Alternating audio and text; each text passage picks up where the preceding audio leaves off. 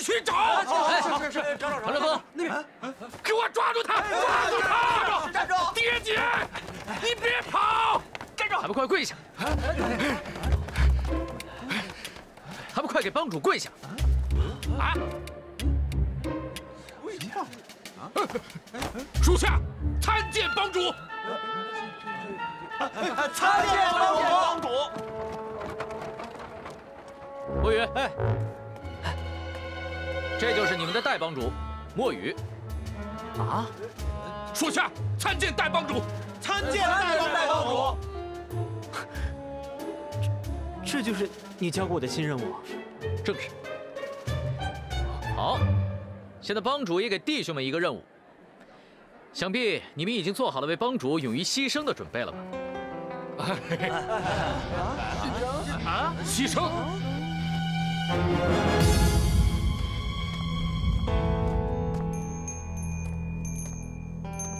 狄大人看起来胸有成竹啊。蒋大人，实不相瞒，任杰现在满脑子里装满了酒香，其余的什么也没有。那任杰兄还有1个半时辰进行调查。当午时钟声一响，我便会到仙药炉，亲自将慕容清捉拿归案。那事不宜迟，进殿吧。请。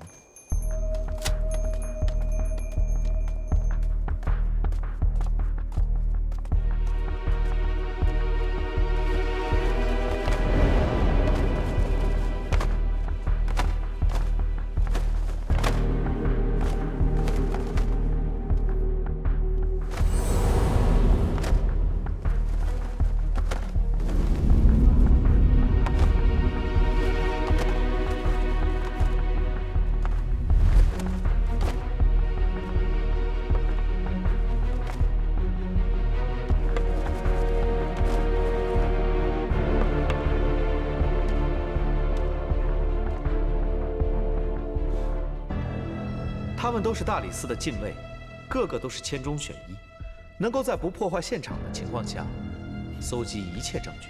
难怪蒋大人无案不破，有这样精锐的禁卫队助你查案。请。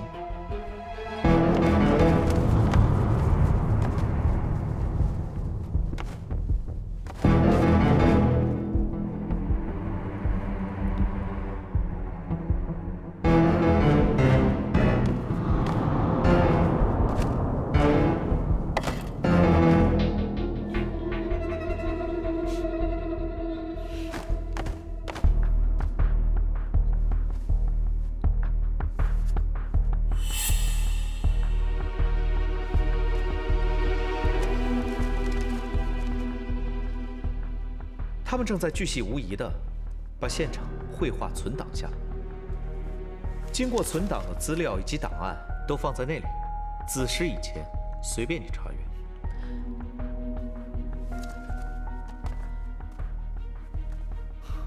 这里的证物还真不少，还有这个，这是昨夜在王浩德身上搜到的。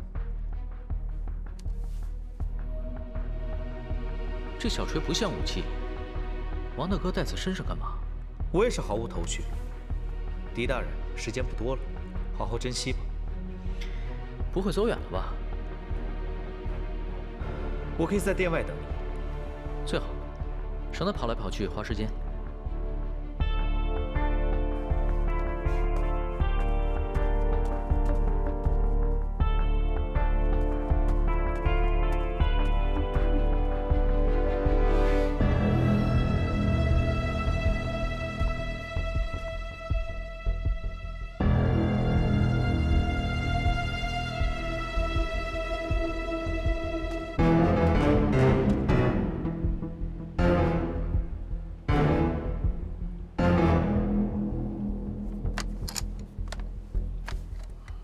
你知道药王山庄为什么在江湖上有着崇高的地位吗？除了因为慕容家医术称神，神针绝妙天下之外，还有就是因为100多年前药王山庄的第1任庄主，冒死在马贼手上救下5名孤儿，并将他们抚养成人。据说这5名孤儿日后在江湖中成为了门派的掌门和帮会的帮主。从此，江湖进入太平盛世，所以江湖中人觉得，药王山庄一直对他们有恩，恩仇必报是江湖的规矩。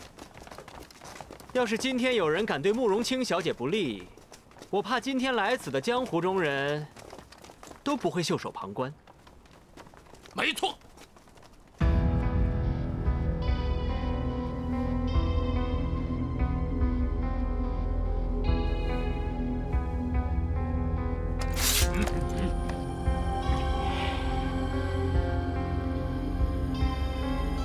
对了，忘了介绍我自己了，在下墨雨，今天刚上任的长乐帮代帮主。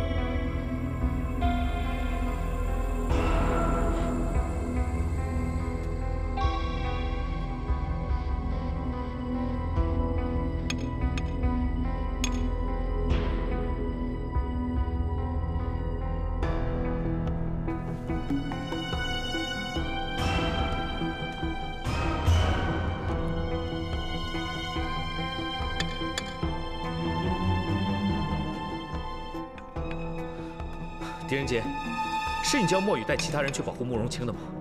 你可知道这样做的后果？这扇门有点古怪啊。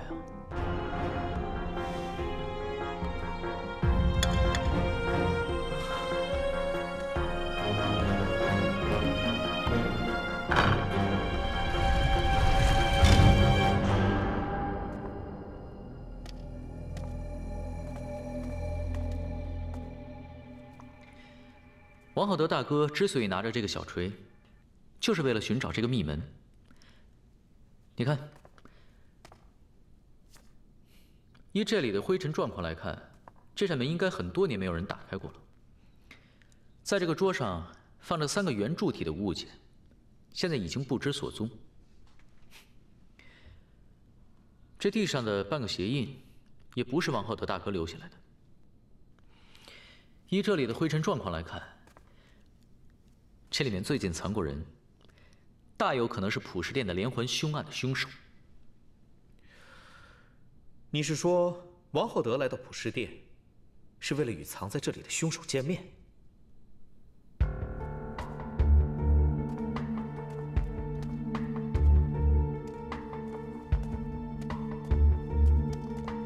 如果他们是约定好了见面，王浩德大哥为什么要拿着这个小锤去寻找凶手躲藏的地方呢？实在是想不通。一切发生在普世殿的事，背后一定有一条神秘的线，我们还没有抓到。只差这一条线。那你就得赶快找到这条线，否则时辰一到，在仙药炉守着的那些江湖兄弟通通得死，甚至满门抄斩。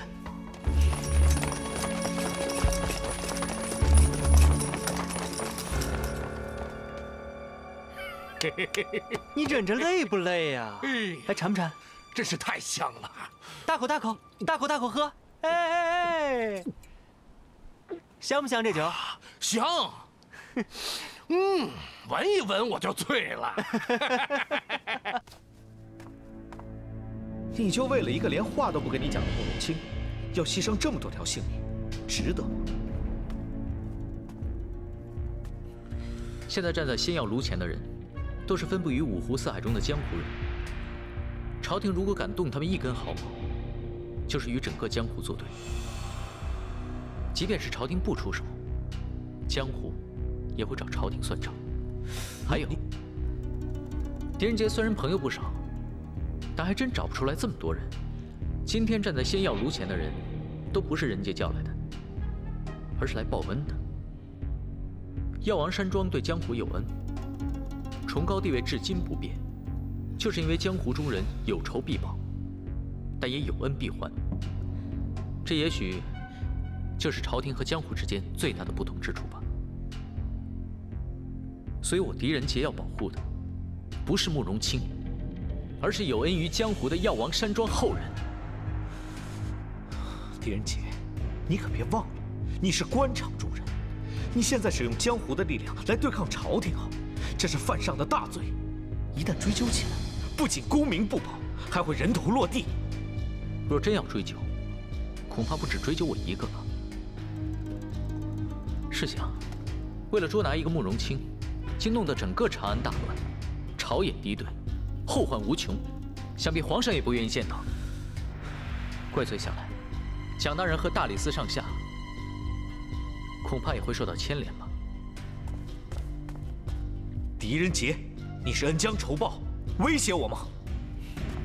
不是威胁，是想大人再帮我一次。如果没有大人的帮忙，仁杰无法证明慕容清的清白。一是你放弃捉拿慕容清，我定会助你把普世殿的案件查个水落石出；否则，你就跟我一起查，或许有奇迹出现也未定。你就这么肯定，不是慕容清所为吗？一定不是。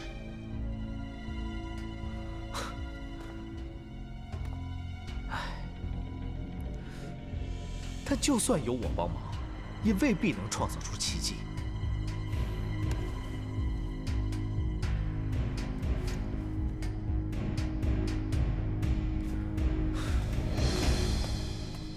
蒋大人，我想静一静，换个环境透一口气，或许对找出证据能有帮助吧。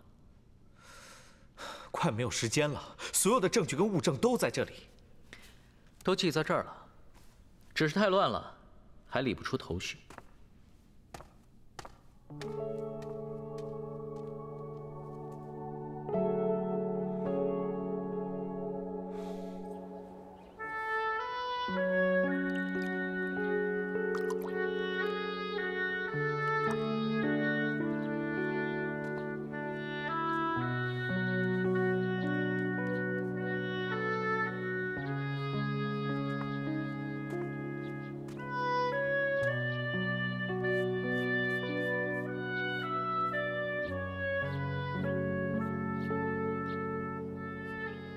难怪有人说武媚娘不简单，大罪尚未洗脱，却还有闲情逸致在这边泼墨弄彩。案子破与不破，都不是媚娘能左右得了的。这大好的花季是上天所赐，花无百日，能赏则赏吧。说的也是，花无百日好，能赏则赏，这才是人生。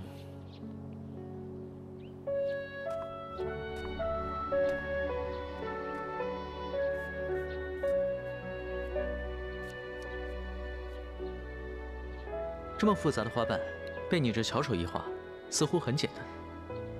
不是媚娘手巧，是媚娘心境罢了。这万事万物都有其规律，唯心境可观。人心不静，利令智昏；民心不静，天下大乱。唉，好一个心境！大人是不是遇到什么难处了？如你所言，难处确实有一个，就是心乱了。如大人不嫌妾身多事，不妨把心中的乱说出来。只怕乱了媚娘作画的雅兴。况且呀，说了也没用。不是怎知无用？既然有缘在遇，不妨一试。那就打扰了。整件事啊，就是从一张喜帖开始的。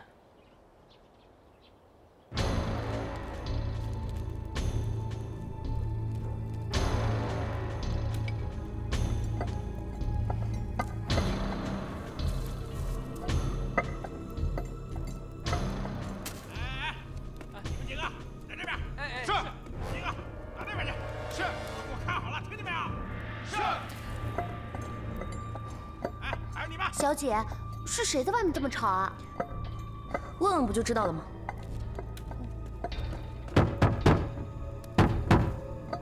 谁在外面这么吵？啊，回慕容姑娘的话，外面来了一大帮官兵，已经把仙药炉团团围住，说是姑娘和王浩德兄妹之死有关。不出半个时辰，就要进入仙药炉捉拿姑娘。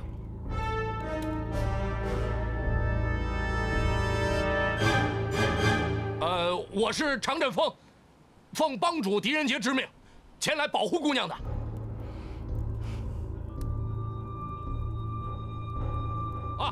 外面还同时来了一大帮江湖人士，他们都是自愿来的，自愿前来保护姑娘的。小姐，狄仁杰的情我可不领，让他们全部都滚。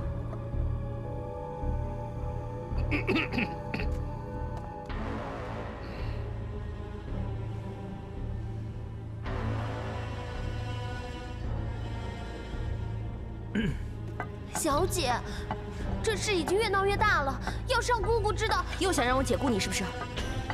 要来要去我自己做主，任谁也别想留住我。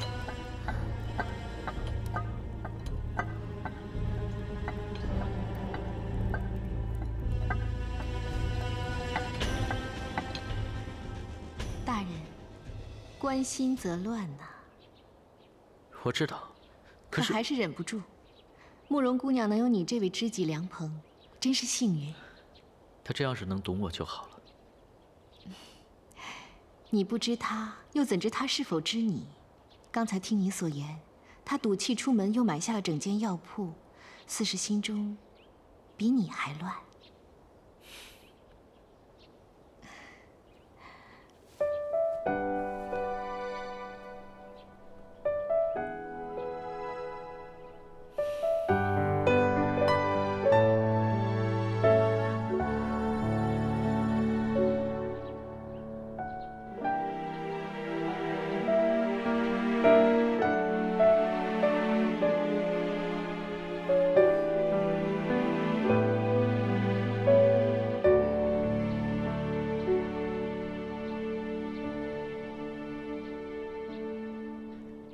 好一个情谊，没想到既能乱心，又可以释怀。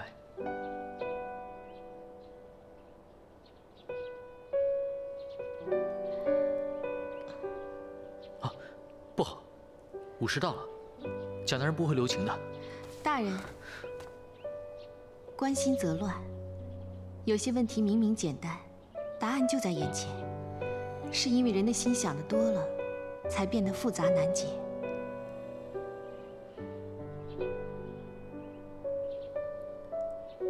或许真的是我想的太多了。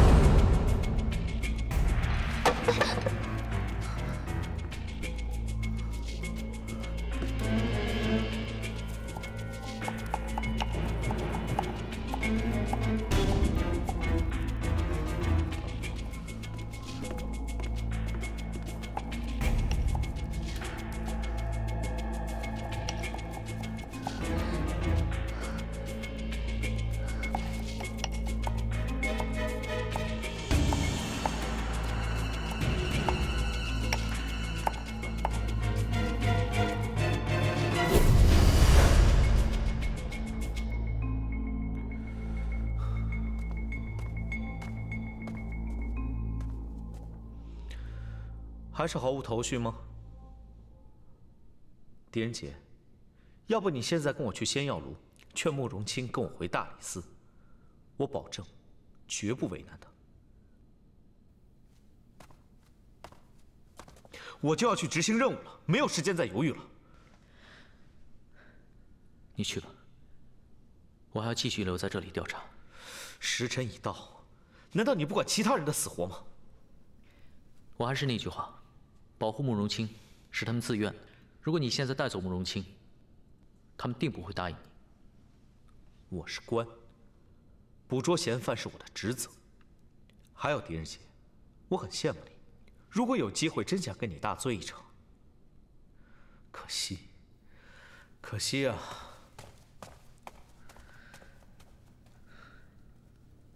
心静。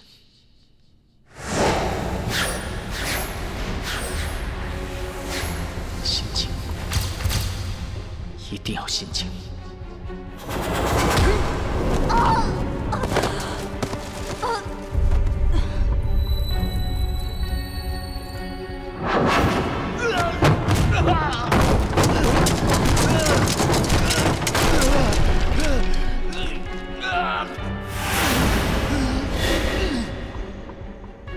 关心则乱。有些问题明明简单，答案就在眼前，是因为人的心想的多了，才变得复杂难解。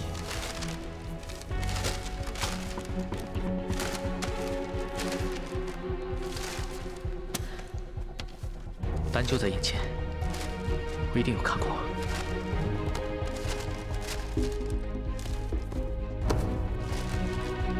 快出来！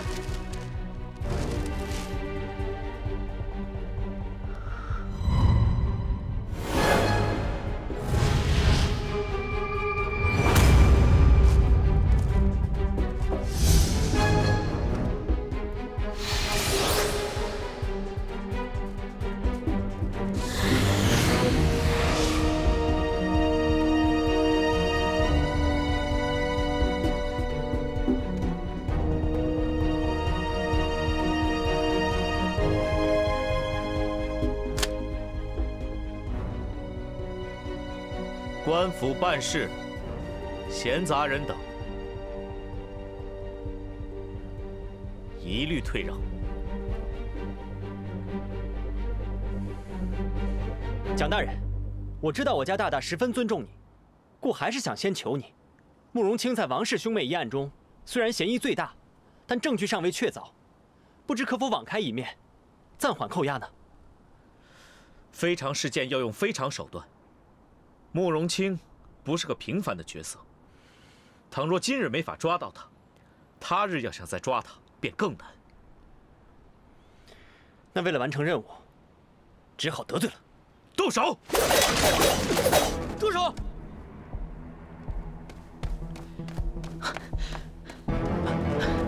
大胆！幸好及时赶到，蒋大人，我终于想通了，也找到了。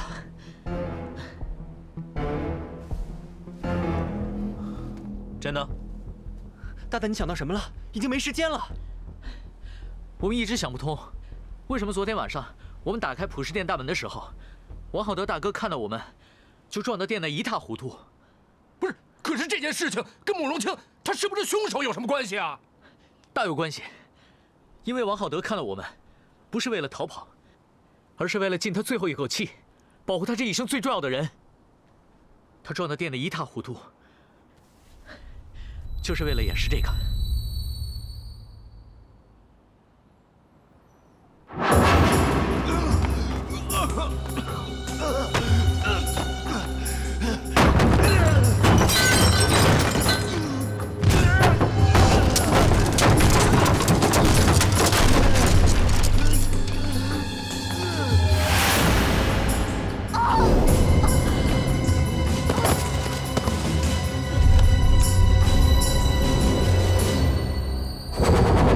王浩德大哥孤家寡人，能让他尽最后一口气去救的人只有一个，就是王昭彦。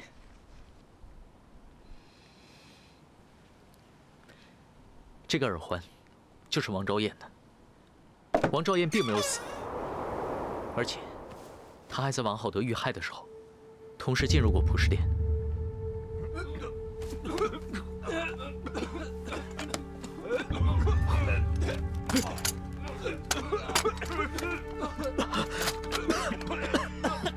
这是什么味道？从药店里飘出来的。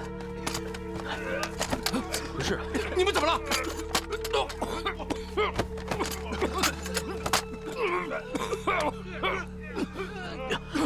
怎么回事啊？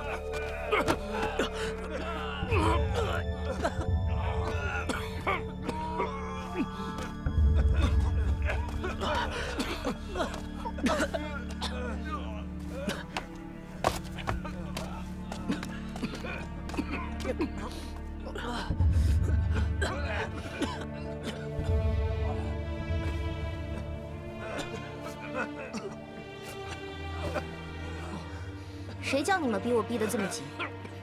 要是多给我点时间，我一定能够将捏死我的温柔配置成功。捏死我的温柔，就是毒害御医和王浩德的毒药吗？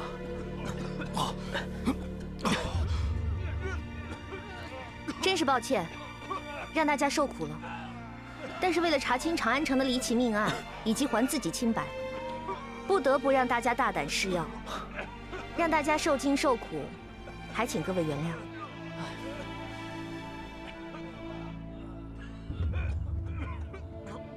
啊，那个慕容小姐就不要客气了，啊，本来我们大家伙是要拼了命的来保护你的，啊，这点小小的痛苦，哎呀，算得了什么呀？谢谢各位，此恩此情，慕容清铭记于心。蒋大人，我买下这间药铺，就是为了要证明普世殿的离奇命案跟一种奇毒有关。请问蒋大人，现在是想押我入狱呢，还是想知道案情的线索？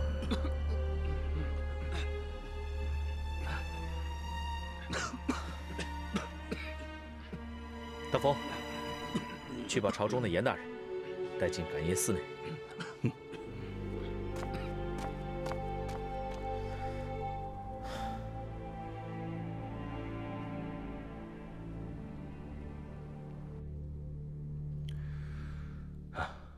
我在朝中也有所耳闻，朝廷并不愿意掀起江湖和官府的纷争，但是如果江湖要包庇真凶的话，朝廷也一定不会放过。人不是我杀的，江湖和朝廷的纷争我也管不了。我此次只为药，一种可以使人自杀的毒药。对于慕容清而言，也算是一种挑战。幸好你失败了。哼，那也比有些人光说不做要强。慕容姑娘，我家大大做的可多了呢，要不然刚刚朝廷与江湖的对峙，墨雨怎么会出现在外面呢？是啊，狄仁杰，刚刚你找到那只耳环呢？证据是你找到的，人自然也要你审。我蒋浩辰是大理寺的少卿，不再当你的传话筒了。蒋大人，有些人的问题，我未必会答，也未必愿意答。那浩辰只有不顾一切把你带回大理寺。慕容姑娘，人家相信你不是凶手，你未必会答的，叫人杰来猜；你未必愿答的问题，可以不回答。你只要回答你可以和你愿意回答的问题就是了。好，让我们现在重新梳理一下这件事。这个耳环是我在这普世殿找到的，是王昭燕婚礼时佩戴的。她跌出喜轿的那一刻，人杰看得清清楚楚，想必也躲不过蒋少卿的一双慧眼。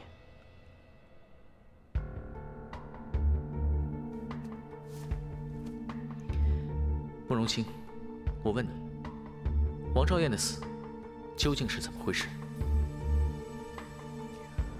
她是我杀死的，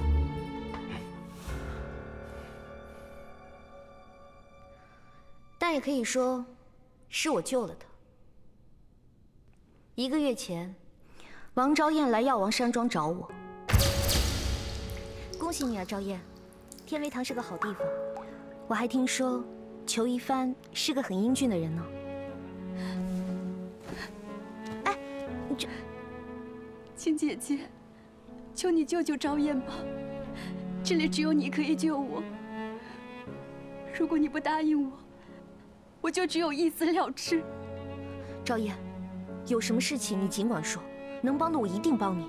青姐姐，我根本就不想成婚。那个裘一帆我见过，不管别人说他怎么好，可是他在我眼里就是一文不值。为何？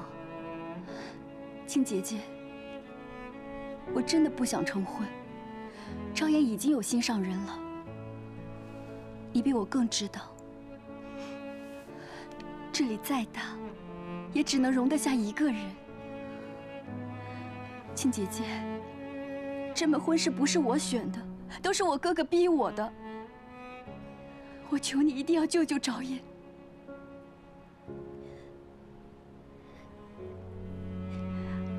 你让我如何帮你？我只要你让我死。王昭燕希望我帮助他假死，他便可以和他自己的心上人远走大漠，再也不回中原。于是我便四处寻药，帮他制成了可以假死的苗蛊之毒，然后亲自为他圆谎。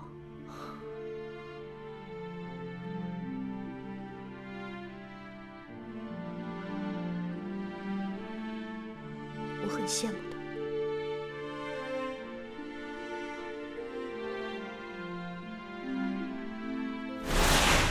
王昭燕中的是蛊毒，会传染他人，不宜留在人多之处，尽快把人抬走吧。慕容宝，是。把王昭燕小姐的尸体小心移到后园无人之处，千万不要揭开布幔，10丈之内，生人勿近。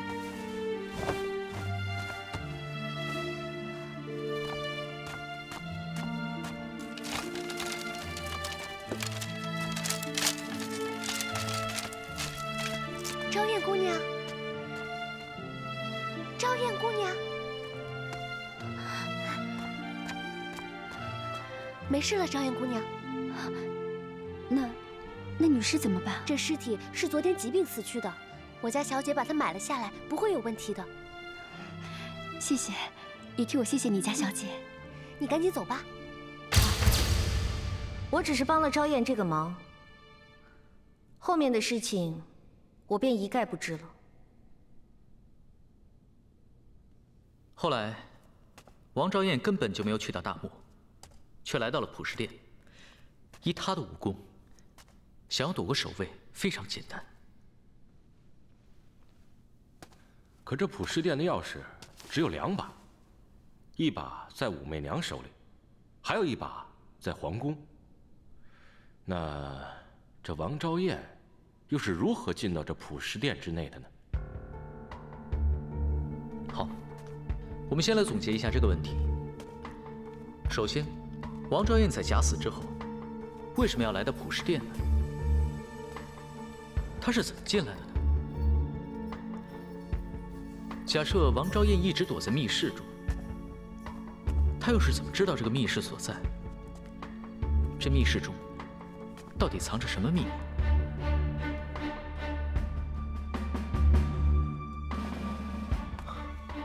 还有，王浩德为什么来这里寻找王昭燕？王昭燕是否又真的杀害了王浩德？还有御医方太极是否也是王昭燕所杀害？还有一个最重要的问题：假设王昭燕就是凶手，她为什么要嫁祸给武媚娘？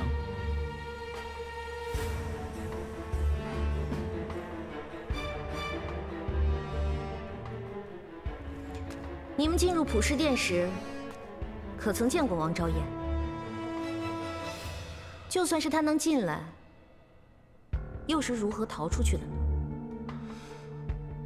我们进来的时候，殿门紧闭，除了王大人之外，就只有我们3个。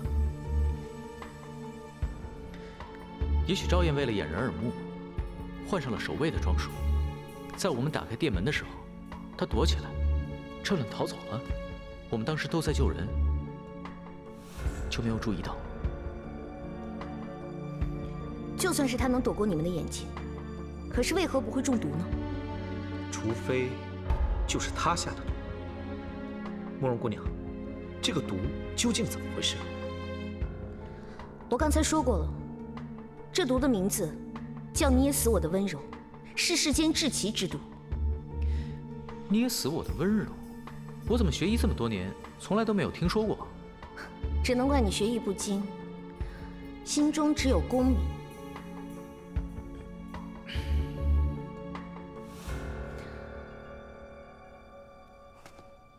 传说在几十年以前，有一名奇将叫骆红尘，他对各项工艺、天文地理无一不精。所谓匠心独运这4个字，再配他不过了。骆红尘一生最伟大的成就，便是红尘6绝。没有人真的知道这6件作品是什么，随着他的死去，六绝便随之消失，同时消失的还有他的后人。但我曾听姑姑说过，六绝之一便是天下至奇之毒，捏死我的温柔。严格说来，捏死我的温柔只是由2种普通药物混成，一种令人喉头生出火烧之感，另一种令人双手肌肉突然收缩，任何一种都不能致命。且所用之药材，就是普通药店都能买到，所以，我才能即刻炼药。但，却不能像洛红尘那样，化腐朽为神奇，把用药分量和药发的时间掌握得出神入化。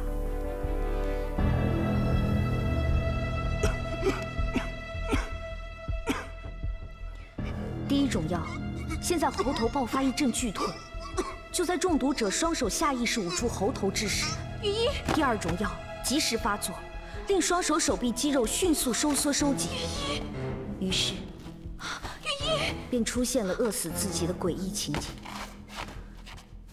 但最恐怖的是，捏死我的温柔是以一种特殊方式提炼的药物结晶，遇风即化成无形，且随风流动。中毒者不出半炷香的时间便会毒发，而小小的一点进入风中，便足以让数10人中毒。所以它一直存放在竹筒之中，并以桐油浸泡，阻止与空气接触。既然它毒发需要半炷香的时间，那方玉一很可能在进入普尸殿，等待武媚娘来之前就已经被人下了毒，所以武媚娘一定不是凶手。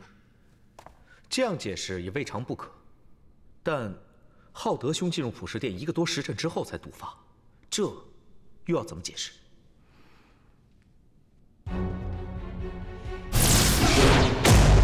墨玉，这地上的污迹是什么？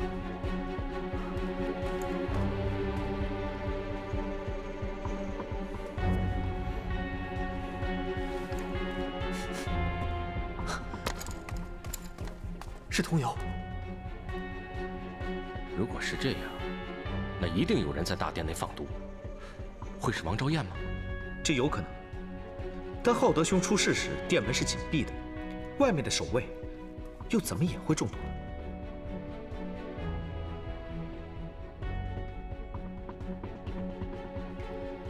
此刻也是大门紧闭，大家有没有感觉到气闷？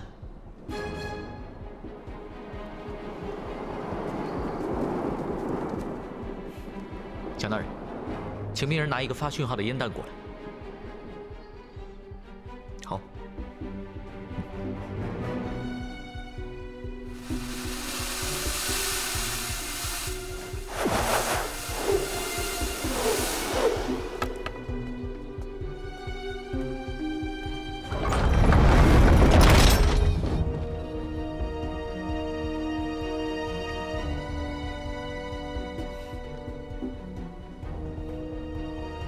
大家注意看看四周，有没有红烟冒出？这里有红烟。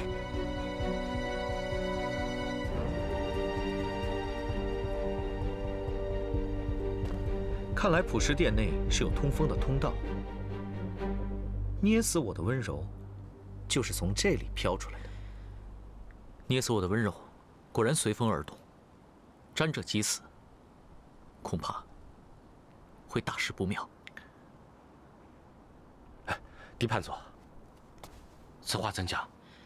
试想一下，要是有人站在京城的顺风之处，将承载着捏死我的温柔的竹筒打开，那京城会怎样？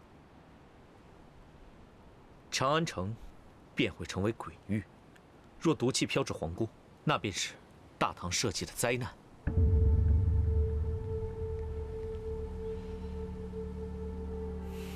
大风，立刻赶回大理寺，通缉王昭燕。他身上极有可能携带剧毒毒药，若他敢反抗，立刻格杀。蒋大人，毒药可能不在王昭燕的身上，而且此案尚有诸多谜题未解。如果杀死了王昭燕，恐怕会让一切线索中断。狄判佐，现在普氏殿一案已牵涉到我大唐社稷的安危，接下来就交由朝廷和蒋少卿全权处理吧。你的职责已尽，其他的不必再理会了。严大人，人杰做事向来有始有终，从未中途放弃过。黎判总，是非得已，不要再执着了。那，把王大哥交给任杰来照顾吧。等他苏醒后，我问清事实，便会离开。任杰兄，王少卿自有御医会照料，你不必担心。严大人，当初让任杰协助查案的正是大人，而如今到了关键时刻，大人却让任杰请辞。亲属任杰办不到。如果任杰猜的没错，大人要捉拿王昭彦，不但是为了社稷，也是为了帮助武媚娘洗清罪行。为了不让她2日之后被火星烧死，好向皇上交代。来世纠缠的故事，前生。